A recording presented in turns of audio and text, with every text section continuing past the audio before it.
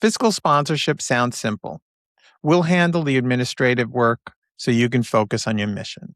But the moment a sponsor accepts charitable dollars on behalf of another organization or project, it steps into a world of IRS scrutiny, legal liability, and financial responsibility that many sponsors underestimate.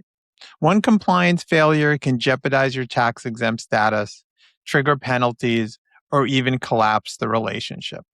This episode breaks down what every sponsoring organization must understand to protect both the sponsored project and itself. Hi, I'm Joe Blatt, and this is Joe Talks Nonprofits.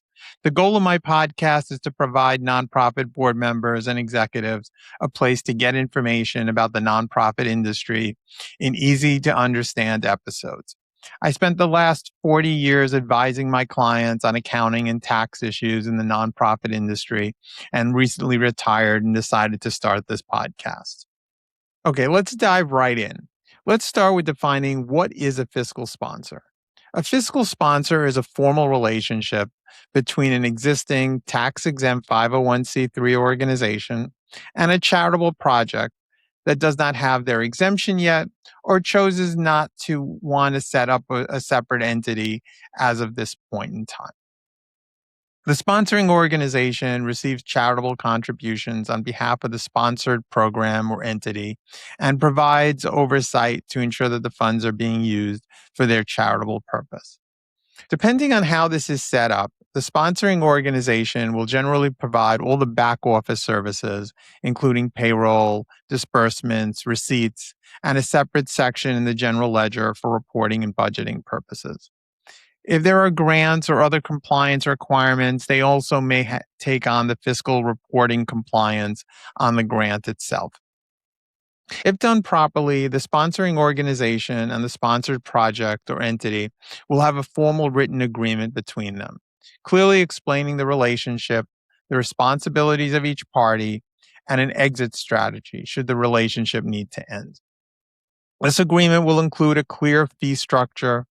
The sponsor will generally receive a percentage of cash receipts or expenses as an administrative fee to provide its services. There are different types of fiscal sponsorship agreements. In this episode, we're going to focus in on the two most common types I've seen during my career. Type A is the most common. Under this scenario, the sponsored program operates as a program or division of the fiscal sponsor. The fiscal sponsor includes all the activities of the sponsored program in their general ledger and reports them both in their financial statements as well as in their Form 990 to the IRS. This is commonly referred to as a direct fiscal sponsor. The employees of the sponsored organization are paid as employees of the fiscal sponsor, and the contributions the organization receives are reported as revenue by the fiscal sponsor. So why would a sponsored organization want to enter into this type of relationship with a fiscal sponsor? Generally, there are three common scenarios where this would happen. The first is during the startup of a new nonprofit. The startup organization will enter into a relationship temporarily until they get off the ground and receive their tax-exempt status from the IRS. This relationship allows them to start soliciting contributions and grants immediately and build up their programs while they wait. They also don't have to be immediately burdened by administrative tasks that can weigh down a newly formed organization. Many of the sponsored organizations will remain in this relationship until they reach an appropriate size that they can afford to break off. This is the most common scenario I've seen over my years in public accounting. The second scenario is a similar situation, but where the sponsored program doesn't plan on leaving and setting up their own entity. They are content having their sponsor organization handle their fiscal responsibilities while they focus in on the programs that they're so interested in running. The third scenario is a temporary situation, which is more like an ad hoc relationship. In this situation, the sponsored organization wants to do something temporarily. They may have donors that are willing to fund a program, but they need a 501c3 organization to fund it through. A good example would be a group of for profit businesses that see a need in their community for a short term education or community activity that they're willing to sponsor and support. In all three of these situations, the sponsor organization needs to remember it's their tax exempt status that these programs are operating under. This is where they can get themselves into real trouble. Many sponsors forget this and let the sponsor program run wild. No supervision, no monitoring of how they spend their money. All the internal controls they have over their own funds are thrown out the window when it comes to the activities of those of the sponsoring organization. This is a significant problem since at the end of the day, the revenues and expenses of the sponsored program are part of the sponsor's books and records, and they're responsible for maintaining compliance as well as any reputational risk that could come about if something went wrong. The other factors many sponsoring organizations forget is that since the sponsored program is operating under their 501c3 status, their mission needs to align with that of the sponsor. An independent school should not be sponsoring a healthcare program and vice versa. The sponsor organization needs to remember they are ultimately responsible for the stewardship of the donated funds. They need to demonstrate how those funds further their own mission.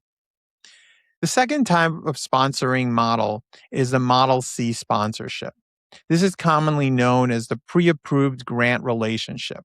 In this model, the sponsor receives the funds on behalf of the sponsored organization and then grants these funds to them. This model requires the sponsored organization to have already a legal entity established.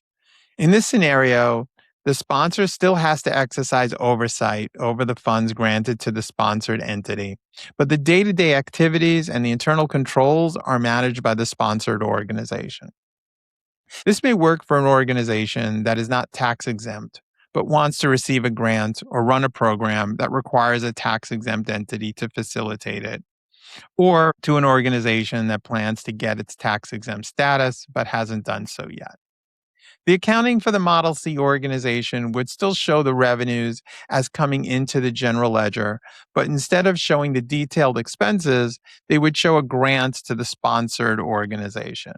This model would be simpler for the sponsor in reporting, but would still not alleviate them from their responsibilities to make sure that the funds are spent appropriately. Many existing nonprofits enter this sponsoring relationship not for the additional fees they may receive, but as a favor or courtesy to the sponsored organization. A board member or member of management may have a relationship with a fledgling organization and want to help them out. The sponsor doesn't know much about their responsibilities under these relationships and tries to keep it friendly and informal. This is a big mistake. Documenting the relationship, the responsibilities, and the fees upfront will keep the relationship from going south really quickly. I have seen well meaning organizations get themselves into significant difficulties and, in some cases, litigation with their sponsored program as a result of both sides not understanding the compliance requirements associated with this new relationship. Both sides don't do their homework before the relationship starts, and this is a recipe for disaster. If you're considering using a sponsor organization, you should interview a few. Ask if they have a similar relationship with others. Ask if they have a pro forma sponsorship agreement. Read through it. Make sure you're comfortable with it. There are many nonprofits that have multiple sponsorship relationships. They have the process well established and can not only provide the services needed, but also mentor and educate you so that you can thrive and grow. If you're considering offering sponsorship services, do your homework, learn the rules, set up clear sponsorship agreements that'll work for you and your sponsored organization. Most importantly, have legal counsel review this agreement. As a nonprofit organization, helping and mentoring other nonprofit organizations is a great goal. Doing it well in compliance with the law is essential. Over my career, when done right, I have seen these relationships flourish and grow, from fledgling sponsored organizations to strong independent nonprofit organizations. I have also seen them done wrong and explode. As the old saying goes, slow and steady wins the race. Do your homework, document your relationship, and keep the communication open throughout the relationship. I'm Joe Blatt, and this has been another episode of Joe Talks Nonprofits. I want to thank Forbes Mazars for helping to sponsor this podcast. What has been your experience with sponsorships? Let me know in the comments. If you found this episode helpful, please like and subscribe. I have new episodes coming out every Monday. This podcast is intended for general informational and educational purposes only. It doesn't constitute accounting, tax, legal, or other professional advice and shouldn't be relied upon as such. Laws, regulations, and accounting standards change frequently, and their applications can widely vary based on specific facts and circumstances. Accordingly, listeners should consult with qualified professional advisors regarding their individual situations before taking any action. Thank you for listening, and I'll see you next time.